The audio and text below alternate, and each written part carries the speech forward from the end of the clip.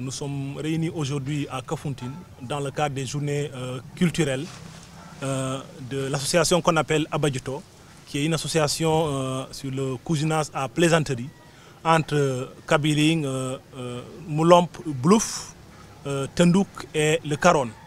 Donc, nous tous nous savons que le cousinage à plaisanterie c'est une chose très réelle chez nous et que s'il y a une association comme ça qui s'évertue à porter cela à la connaissance de tous les Sénégalais, même s'ils le connaissent déjà, mais à la face du monde, c'est des choses que nous devons encourager.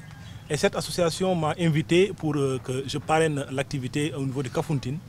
Ça coïncide bien en tant que le directeur national de la promotion du tourisme. Ça m'a permis de faire le link entre la culture et le tourisme. Parce qu'aujourd'hui, au Sénégal, nous avons l'offre balnéaire qui est la plage qu'on a assez vendue, qu'on continuera à vendre bien sûr. Mais le Sénégal doit se positionner sur ce qu'on appelle la diversification de l'offre touristique. Et nous savons aujourd'hui que la culture est vraiment un élément essentiel qui nous permet de diversifier l'offre touristique. Vous pouvez visiter un pays pour sa plage. Et pour cela, on a le Maroc, on a la Gambie qui sont des concurrents réels. Mais la culture, surtout la culture casamançaise, elle n'existe qu'en Casamance.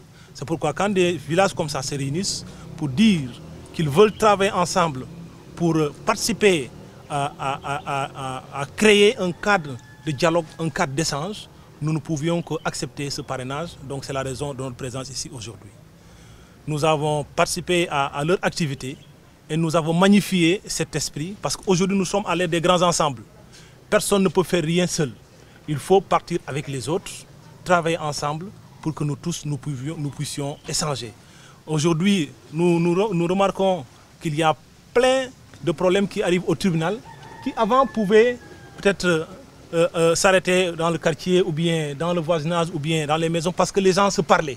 Et le cousinage à plaisanterie est cela qui permet à la personne, dès qu'il y a l'intervention d'un cousin en plaisanterie, même si on était sur le point de porter plainte ou bien même si on était fâché, on accepte parce qu'il y a le cousin en plaisanterie. L'exemple que j'ai donné aujourd'hui au niveau de la conférence, c'est que dans la région de Ziguinchor, qui est très symbolique, nous remarquons que la plupart des chefs de service, ce n'est pas par coïncidence, c'est des serrères. Et nous savons que cela n'est pas un hasard, parce que entre le Diola et le serrère, il y a ce qu'on appelle le cousinage à plaisanterie qui est basé sur Agen et Djambogne. Cela a permis aux serrères aujourd'hui de participer activement à la recherche de la paix définitive en Casamance.